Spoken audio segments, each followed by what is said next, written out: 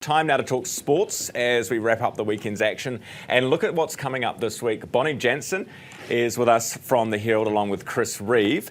We'll get to them in just a few seconds. If you're a Warriors fan, then you will probably be crying into your cereal this morning because, let's face it, all hope is lost. They're at the desk. Good morning, guys. Morning. Jeez, what a cheery opener. Thought I'd come in with something positive this morning.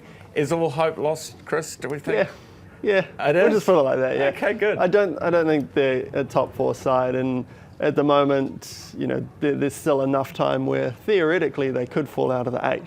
I mean, I don't think that's going to happen, but things haven't been going that great for the Warriors the last few weeks, and the weekend was another case of that. They just didn't play well enough in the rain against the top four side, and that's been the problem for them all year.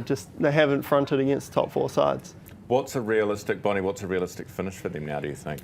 Yeah, well, I think this always seems to happen with the Warriors, and we get all excited and we put all our hope into them early on in the season. And I still think they're going to make the playoffs. How far they go in the playoffs, I'm not sure.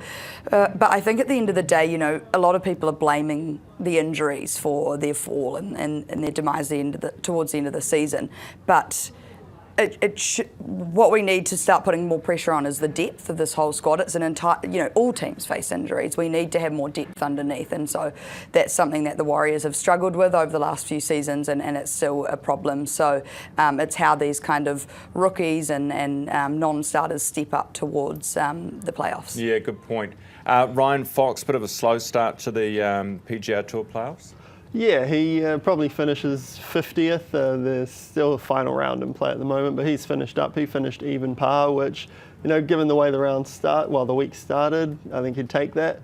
It wasn't particularly a good week for him off the tee. I think he'll finish up as statistically the worst driver in terms of accuracy. So things to work on there, but he did sort of warm into the week, and this week was sort of no risk for him. He was already in the next round, top 50, qualify for next week. So now he's sort of in that position next week where he needs a result to play the final event of the year. Bonnie, Silver Ferns, we've got squad naming later today, taking on England and Scotland. South Africa. I gave you the wrong notes, but they're playing South Africa in the Tiny Jamison series. And yeah, it's going to be a very interesting squad. We obviously don't have Amelia Anacanacio, our skipper, so we're a little bit short in the shooting circle, but we will hopefully expect to see Grace Nweke back. She's obviously our absolute gun goal shoot, and she's been playing over in Australia, and normally the rule is you have to play in New Zealand